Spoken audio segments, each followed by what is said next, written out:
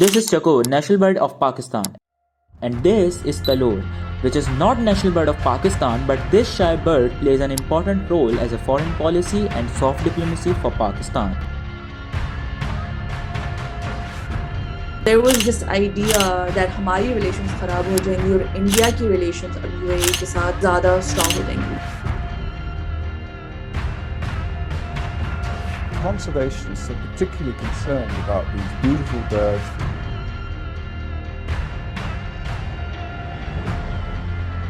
In Pakistan, I think without a doubt the problem is over-hunting, excessive pressure by hunting. This story is all about Middle Eastern princes, Pakistani governments, courts, and developing underdeveloped areas.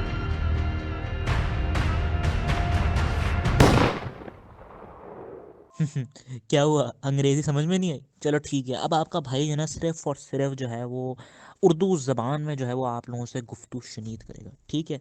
तो भैया आपका भाई खुद बनफ़से नफीस तशरीफ लेके गया सहराए थर में मौजूद जंगली हयात की एक चौकी पर। और भैया उसका नाम पता है क्या है? उसका नाम है चांदनी चौक। क्योंकि भैया घर में बैठ के तो जो है ना हर कोई वीडियोस बना सकता है, लेकिन जिनको पता है उनको पता है कि हम हैं, हमारी जेब में बम है।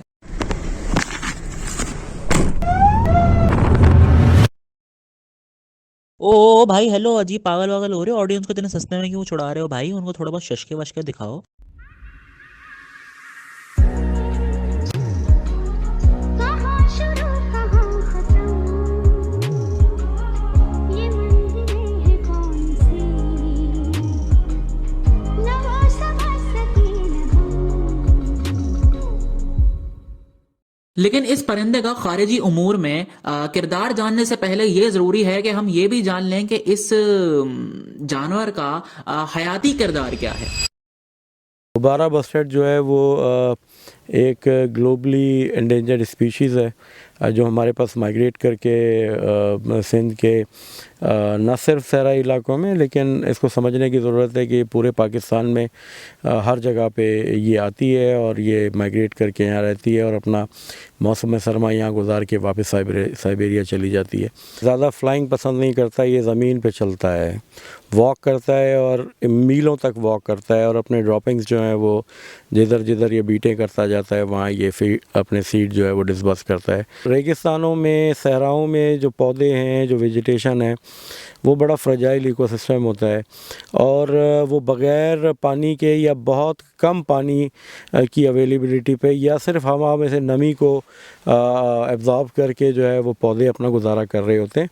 तो ये जो बीज खाता है ये उन पौधों के बीज होते हैं जो ऑलरेडी ड्राइड होते हैं और वो इस सीज़न में जब ये खाने के बाद उन्हें चलता है और अपने बीट में अपने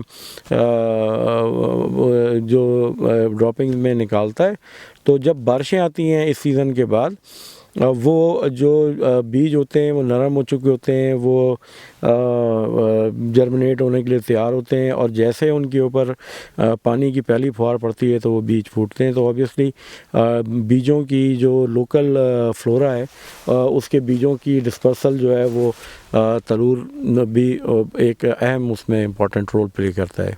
अब भैया बहुत सारे लोगों का ये ख्याल है कि ये जो परिंदा है ना, इसकी जो आबादी है उसको खतरात लाहक हैं कि ये जो परिंदा ये दुनिया से जो है वो खत्म हो जाएगा। तो इसी को मद्देनजर रखते हुए पाकिस्तानी जो अदालतें हैं उन्होंने इसके शिकार के ऊपर पाबंदी लगा दी, मगर पाबंदी जो है वो सिर्फ और सिर्फ पाकिस्तानियों के ऊपर लगी है। जो ये अरबी शरबी है ना, ये आते हैं और जो है वो एक दो तिलोर नहीं मारते, वो जो है वो कोई अच्छे खासे तिलोर तो मार के जाते ही हैं। अब जानी सवाल ये है कि हम इस खूबसूरत और शर्मीले परिंदे को क्यों खतरे में डाल रहे हैं? मतलब इतने सारे परिंदे हैं, हम उनका क्यों नहीं शिकार करवाते भाई? अब मेरी उर्दू है वो बस यहीं तक ही खत्म होगी, आगे जो है ना मैं आम जैसे बात करता हूँ उसी तरह से करूंगा। तो भैया इसका सारा का सारा जो चक्कर है ना वो है ग्लोबल पॉलिटिक्स, और इसको जानने के लिए आप लोगों को बिल्कुल एक छोटा सा रोती बराबर सा जो है वो एक लेक्चर लेना पड़ेगा हिस्टोरी का। तो जानी जब पाकिस्तान बना था ना, तो पाकिस्तान का दोस्त बना अमेरिका और इंडिया का जो दोस्त था ना वो बना कौन? यूएसएसआर। और अमेरिका के और कौन से दोस्त थे? यूएई और सऊदी अरेबिया। क्योंकि ये दोनों मुल्क मुसलमान थे तो पाकिस्तान ने बोला कि भाई इनके साथ भी हम दोस्ती कर ही लेते हैं। और जब आपका दोस्त मुश्किल में होता है तो आप उसके साथ क्या करोगे? आप उसकी मदद करोगे ना। तो पाकिस्तान ने भी यही किया। पाकिस्तान ने इनकी कैसे मदद की? पाकिस्तान ने भैया इनको जो है ना अपने जो है वो मजदूर दिए, और इसके अलावा पाकिस्तान ने इनकी जो एक एयरलाइन नहीं है एमिरेट्स, हाँ वही एमिरेट्स आजकल बेस्ट एयरलाइन है, उसको जो है वो पाकिस्तानी पीआईए ने जो है वो अपना अमला और जहाज दिए। हाँ ये उस जमाने में पीए का जो था वो ये वाला हाल नहीं होता था, वरना फिर एमिरेट्स इतने आगे कैसे जाती हैं अगर वो यही वाला हाल होता। खैर, तो जब पाकिस्तान में कोई मसला आता, जैसे कि हमें कर्जे लेने या फिर हमें जो है वो जरूरत है काले सोने की, तो फिर हम जो थे वो इन्हीं से ये ले लेते थे। फिर यूएसएसआर के टूटने के बाद अमेरिका ने पाकिस्तान से कुट्टी कर ली और कर ली इंडिया के साथ दोस्ती, और पाकिस्तान ने अनाउंस कर दिया कि भाई friendship ended with America, now China is my best friend. और फिर अब जो है आहिस्ता आहिस्ता यूएई के साथ जो है वो इंडिया ने दोस्ती कर ली है। और जब आपका जो बेस्टी है वो आपके दुश्मन के साथ दोस्ती कर ले तो आप उसके साथ क्या करोगे? आपको अच्छा तो नहीं लगेगा ना। आप क्या करोगे? आप उसको ट्रीट दोगे, आप उसको मूवीज दिखाओगे। तो पाकिस्तान ने भी यही कहा, पाकिस्तान ने जो है वो उसको अपने तलोर पेश किए। अब सवाल ये है कि पाकिस्तान का बेस्टी जब चाइना है तो हमें यूएई की क्या जरूरत?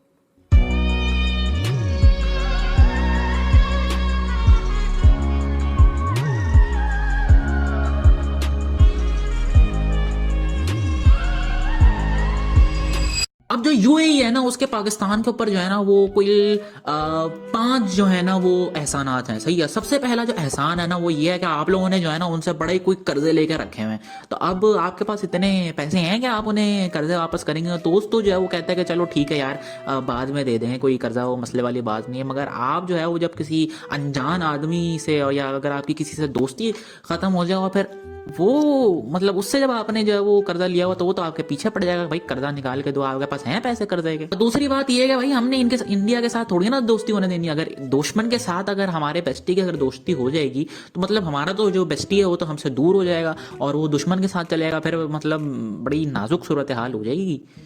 और भैया नंबर 3 पर यह कि यूएई में बैठे जो लोग पाकिस्तानी जो है वो धर्म छाप रहे हैं और पाकिस्तान में जो भेज रहे हैं उसका पाकिस्तानी इकॉनमी पे जो है वो बड़ा अच्छा असर पड़ता है। और अगर यूएई ने उनको जो है वो वहाँ से डिपोर्ट कर दिया, क्योंकि हमारे ताल्लुकात उनके साथ अच्छे रहेंगे नहीं और जो हैं हमारे इंडिया वाले वो जो है मतलब उनको बरगलाएंगे, तो मतलब यूएई वाले जो है वो बोलेंगे चलो बेटा यहाँ से छुट्टी कर दो। और भाई पाकिस्तान में जो अरबी मौजूद है ना उनके जो है हर साल 5 कैंप्स लगते हैं, ठीक है। और उन 5 कैंप्स के सामने जो है होता है एक अदद एयरपोर्ट। इसके अलावा वहां पे होता है एक अदद क्या कहते हैं उसे पेट्रोल पंप, और उसके इर्द गिर्द जितने भी गांव देहात है ना वहां पे इन्होंने रोडें शोडें बनवाई हुई हैं, ठीक है। और एक कैंप के अंदर जो है ना कुल 600 बंदा जो है ना वो काम करता है। तो कम से कम अगर 5 भी अगर कैंप्स हैं पूरे पाकिस्तान में तो आप लोग हिसाब लगा लें कि कितने सारे लोग जो है वो इनके मुलाजिम हैं। और इसके अलावा भाई ये अरबियों को जो है ना थरी बकरे जो है वो बड़े पसंद है। इसके अलावा इनको पाकिस्तानी चावल भी बड़े पसंद है, तो ये जो है पाकिस्तानी चावल भी अपने साथ लेके जाते हैं और जो बकरे वो भी कटवा के लेके जाते हैं। तो वो बकरे कहाँ से आते हैं? वो जो बकरे होते हैं वो जो है वो ये लोकल बिजनेसेस से उठाते हैं, तो लोकल बिजनेसेस को भी इनडायरेक्टली कोई ना कोई फायदा तो पहुंच ही रहा है। इसके अलावा जो है ना भैया अरबियों ने जो बहुत सारे हॉस्पिटल स्कूल्स और सड़कें बनाई हुई हैं जहाँ पे जो है वो मतलब अंडर डेवलप्ड जो एरियाज हैं वहाँ पे जो है ये बहुत ही कोई काम की चीज़ है। और जब अरबी जाएंगे तो इनका फंडिंग कहाँ से आएगी? वही हाल होगा जो बाकी गवर्नमेंट हॉस्पिटल्स वगैरह का होता है। अब जब दो दोस्तों में थोड़ी बहुत अनबन हो जाए ना तो फिर जो दुश्मन होता है ना वो कोशिश करता है कि उनके दरमियान जो दूरियां हैं ना उनको फैलाए।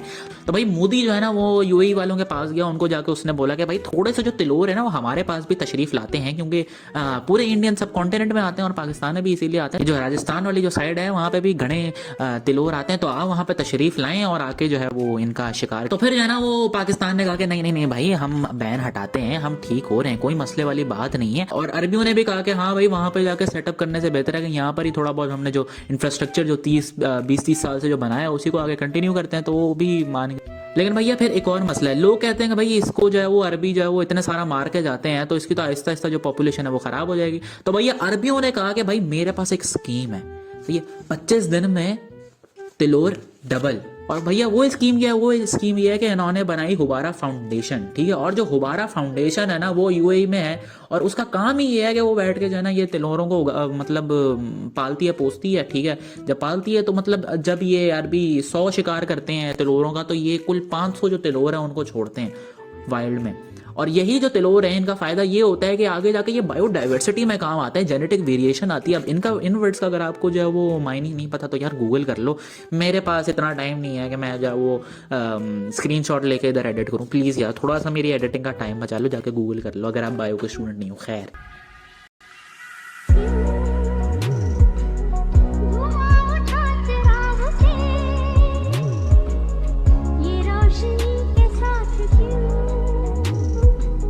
धुआं उठा चिराग से।